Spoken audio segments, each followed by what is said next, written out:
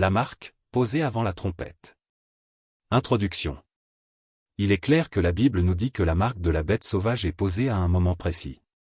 Savoir quand nous permet de savoir ce qu'est la marque, puisqu'elle a des caractéristiques très précises, ne pas pouvoir acheter ni vendre si on n'a pas la marque.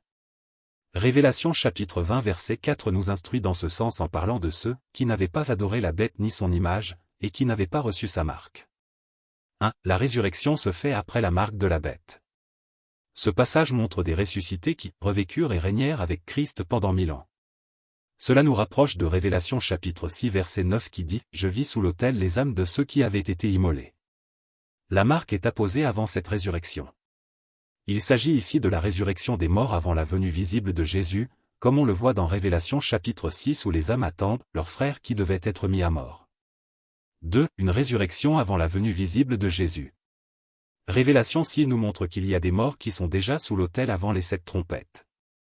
Révélation chapitre 20 verset 4 parle de cette résurrection, la première résurrection, qui n'a pas été visible pour les hommes, contrairement à la résurrection générale à la venue de Jésus où il est dit que les morts en Christ ressusciteront premièrement.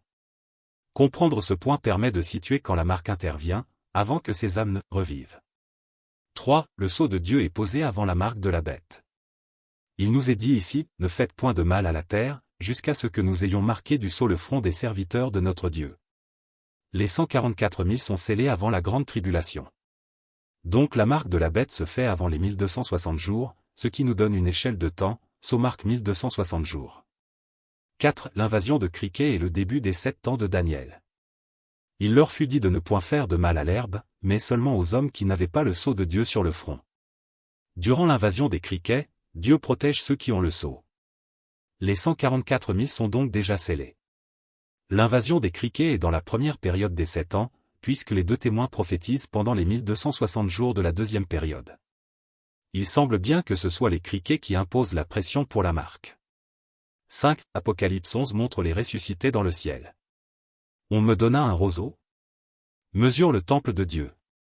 Ceux qui adorent dans le temple sont déjà dans le ciel, ce sont des ressuscités.